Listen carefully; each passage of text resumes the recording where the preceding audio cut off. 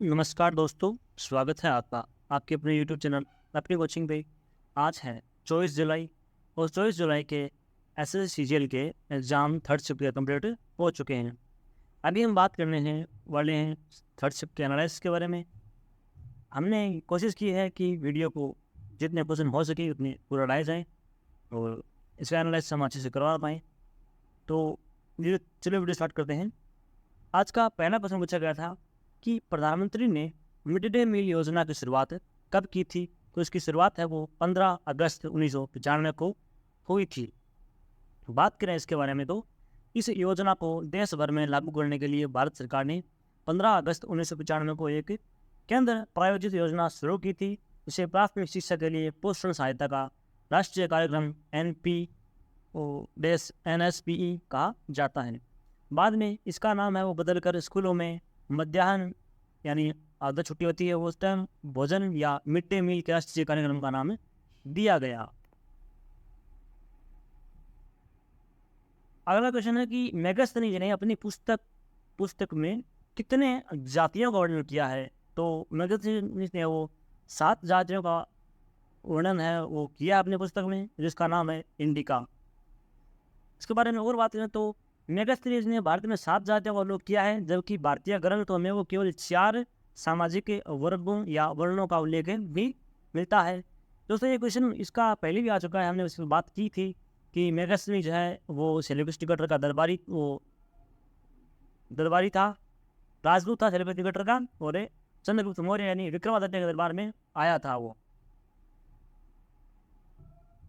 अगला क्वेश्चन पूछा गया था अटल टनल से कुछ क्वेश्चन पूछा गया था जो कि जम्मू कश्मीर में है, उससे कुछ क्वेश्चन बना था। एक क्वेश्चन रिजल्ट पता नहीं है, लेकिन जो भी था क्वेश्चन जरूर था।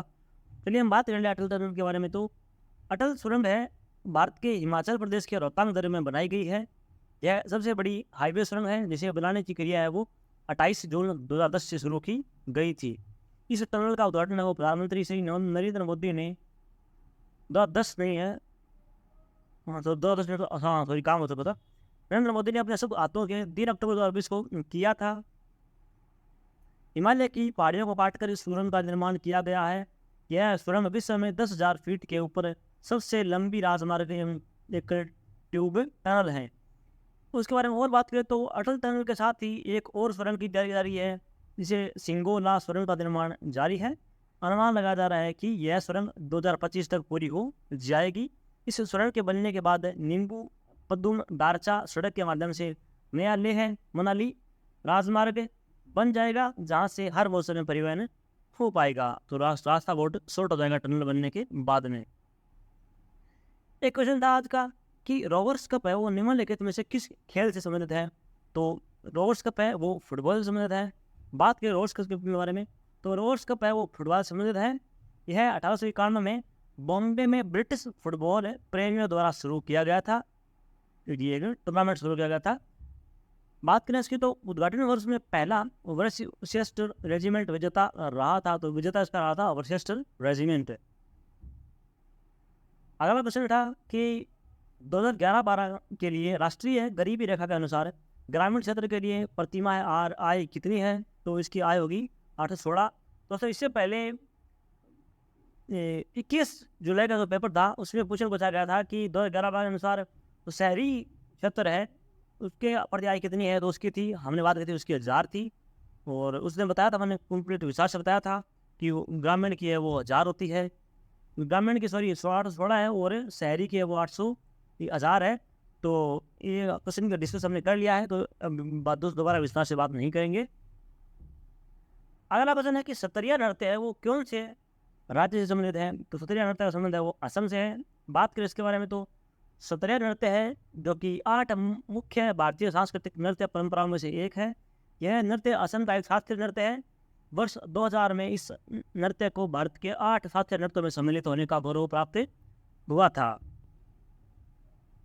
बात करें अगले क्वेश्चन की तो भारत में मॉन्टेग्यू चमस्फोट सुधार को किस वर्ष पेश किया गया। तो इसे यह कानून है वो 1919 में आया था। इसके बारे में और विस्तार से बात करें तो उस समय लॉर्ड चेम्सफोर्ड भारत के वायसराय थे। तो वायसराय पूछ सकते हैं कि कानून आया था उस टाइम वायसराय कौन थे, तो उसमें क्या क्या थे, विशेषता क्या थी। तो बात करें इनकी विशेषताओं की, तो प्रांतों में द्विवेद शासन की शुरुआत हुई थी। फिर आ सकते हैं द्विवेद शासन, यानी 19 तो 2 बार 19 आ रहा है, तो इसका मतलब होता है द्विवेद शासन। ये इस आसान याद रखने का आसान ट्रिक है। प्रांतीय विषयों को विभाजित किया गया था और आरक्षित, जैसे पुलिस, जेल, भू राजस्व, सिंचाई और वन, इनको आरक्षित किया गया था। हस्तांतरित इनमें दखलंदाजी की थी कि जैसे शिक्षा, स्थानीय प्रशासन, सार्वजनिक स्वास्थ्य, स्वच्छता, कृषि और उद्योग, इनमें हस्तांतरित किया था। बात करें अगले क्वेश्चन की, तो अगला क्वेश्चन है कि आवर्त सारणी के ग्रुप 6 में संबंधित तत्व कौन कौन से हैं। तो एक क्वेश्चन पूछा, ऑप्शन दिए गए थे बहुत सारे, 2-3-4 ऑप्शन थे, उनमें एक क्वेश्चन दिया था कि इनमें से कौन सा तत्व है वो आवर्त सारणी के 6 से संबंधित नहीं है। तो इसमें नहीं का ऑप्शन तो नहीं दिया बच्चे ने, लेकिन हम ये बता सकते हैं कि आवर्त सारणी के ग्रुप 6 में कौन से तत्व होते हैं। तो क्रोमियम, मोलिब्डेनम, टंगस्टन और सिब्रोग्रियम, ये है वो आवर्त सारणी के ग्रुप 6 में संबंधित तत्व हैं। अगला क्वेश्चन है कि अनुच्छेद से दिया गया था कि अनुच्छेद 20, 21, 22 और 23 अनुच्छेद दिए गए थे, उन्होंने दिया था कि इनका मिलान आपस में करो, तो मिलान से कुछ क्वेश्चन था। तो इसके बारे में बात करें तो अनुच्छेद 320 है, उनमें बात की गई है कि संघ और राज्य लोक सेवा आयोगों का एक कर्तव्य होगा कि वे क्रमशः संघ की सेवाओं और राज्य की सेवाओं में नियुक्तियों के लिए परीक्षाओं का संचालन करें।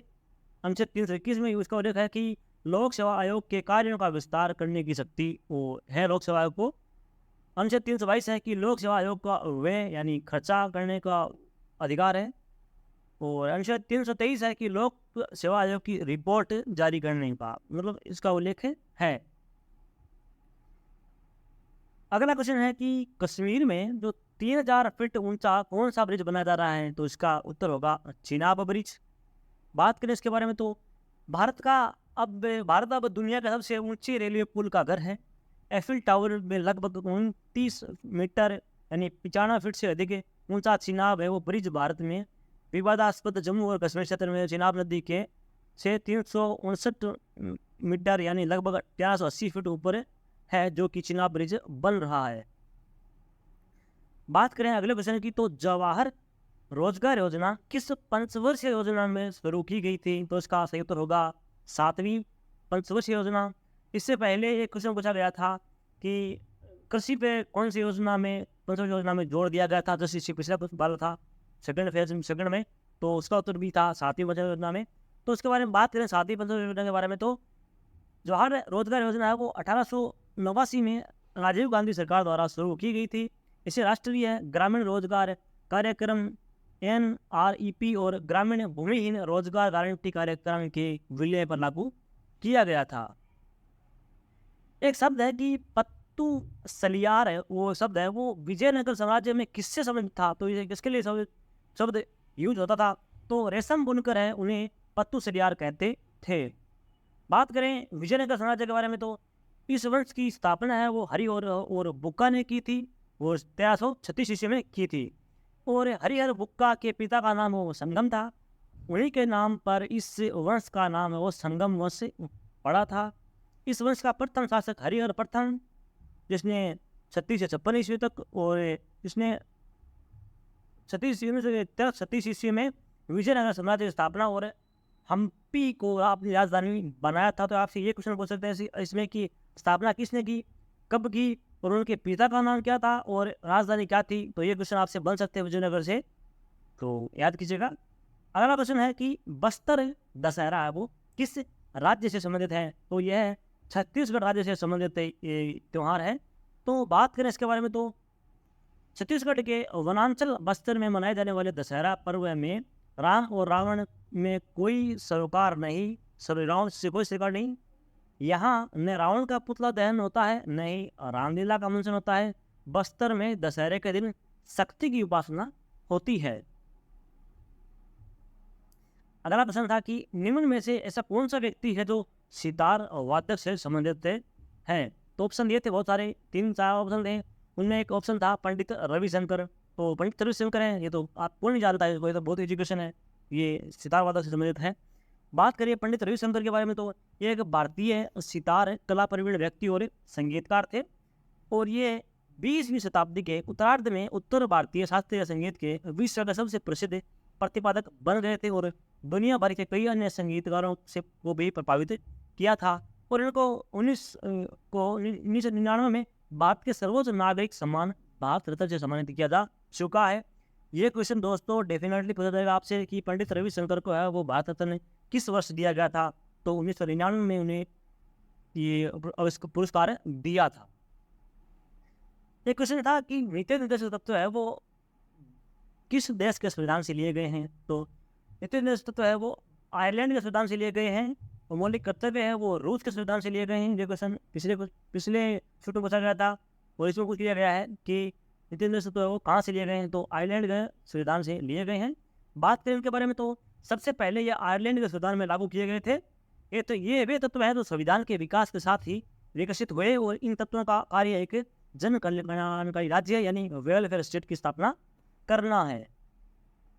एक क्वेश्चन था कि पश्चिमी घाट में पाई जाने वाली सबसे ऊंची पर्वत चोटी कौन सी है। तो अन्नामलाई पर्वत चोटी है जो पश्चिमी घाट की सबसे ऊंची पर्वत चोटी है। तो एक क्वेश्चन और बनता है इससे रिलेटेड दक्षिणी घाट से कि नीलगिरी की पहाड़ियाँ है वो पश्चिमी घाट के उत्तर पश्चिम में और पूर्वी घाट के पश्चिमी छोर पर स्थित है। नीलगिरी की पहाड़ियाँ है वो नीलगिरी जैव आरक्षित क्षेत्र का हिस्सा है। तो नीलगिरी से भी प्रश्न बहुत पूछते हैं कि दोनों को मिलाते कौन है। तो नीलगिरी पहाड़ी मिलाती हैं वो पश्चिमी घाट और पूर्वी घाट को दोनों नीलगिरी की पहाड़ियाँ को मिलाती है। एक क्वेश्चन पूछा गया था कि 1913 में गीतांजलि के लिए साहित्य के नोबेल पुरस्कार से किसे सम्मानित किया गया। तो ये सब जानते होंगे आप कि कवि रविंद्रनाथ टैगोर को है वो गीतांजलि के लिए वो साहित्य के नोबेल पुरस्कार से सम्मानित किया गया था। बात करें इनके बारे में तो वो ये नोबेल पुरस्कार पाने वाले पहले भारतीय थे साहित्य के क्षेत्र में पाने वाले। और इनके बारे में और बात करें तो अल्फ्रेड पुरस्कार के बारे में बात करें नोबेल पुरस्कार के बारे में तो अल्फ्रेड बी नोबेल एक स्वीडिश रसायन ज्ञात और डायनामाइट का आविष्कार करने वाले अभियांत्रिक ने नोबेल पुरस्कार की स्थापना की थी। इन्हें प्रतिवर्ष 6 वर्षों अर्थात शांति साहित्य भौतिक रसायन और शरीर विज्ञान या चिकित्सा और आर्थिक विज्ञान में पुरस्कार दिया जाता है। तो आपसे पूछ सकते हैं कि नोबेल पुरस्कार है वो कौन कौन से फील्ड में देते हैं। तो नोबेल पुरस्कार के 6 फील्ड हैं ये हमने बात की है। तो आप इनको नोट डाउन कर लीजिएगा स्क्रीनशॉट ले लीजिएगा। ये आपसे क्वेश्चन बहुत बार पूछते हैं कि नोबेल पुरस्कार है वो कौन से क्षेत्र में दिया जाता है या कौन से क्षेत्र में नहीं दिया जाता है। वो ऑप्शन देख के आपको क्वेश्चन हल करना होता है। एक क्वेश्चन है अगला कि लेंथेनाइड होते हैं को किस अन्य नाम से जाना जाता है। तो लेंथेनाइड है उन्हें दुर्लभ प्रतितत्व भी कहते हैं। आपके दिमाग में यह आया होगा कि लेंथेनाइड क्या होते हैं। तो लेंथेनाइड के बारे में बात करें तो लेंथेनाइड तत्व वे हैं तो जैसे लेंथेनम है वो सेरियम है नियोडाइमियम है प्रोमीथियम है सेमरियम है यूरोपियम है गैडोलियनियम है टर्बियम डिस्पोसियम होल्मियम एरबियम थोलियम एटेरिबियम लुथियम। इन 15 तत्वों को है वो लेंथेनाइड तत्व कहते हैं। लेंथेनाइड क्यों कहते हैं क्योंकि इनका परमाणु क्रमांक 57 से लेकर 71 तक होता है। और ये लेंथेनाइड आओ जानने के ग्रुप SPDF तो डी ग्रुप में ये आते हैं। तो 57 से लेकर 71 है उन्हें लेंथेनाइड कहते हैं। और यही था और क्या। तो दोस्तों ये था आज की हमारे 30 शिफ्ट का एनालिसिस। अगर आपको वीडियो पसंद आया है तो वीडियो को लाइक कीजिए शेयर कीजिए और हमारे चैनल को सब्सक्राइब जरूर कर लीजिएगा ताकि आने वाले वीडियो जो भी एनालिसिस के वो आपको समय समय मिलते रहें। और अपने दोस्तों को बताइए कि चैनल के बारे में। और अगर आपको इस वीडियो का PDF डाउनलोड करना है तो आप हमारे टेलीग्राम ग्रुप को ज्वाइन कर सकते हैं। इसका लिंक है वो वीडियो के डिस्क्रिप्शन बॉक्स में मिल जाएगा आपको। वहाँ से आप इसकी पूरी प्रश्नों की PDF है वो फ्री ऑफ कॉस्ट डाउनलोड कर सकते हैं। दोस्तों ऐसे ही हमारे चैनल पर सपोर्ट बनाए रखिएगा। धन्यवाद।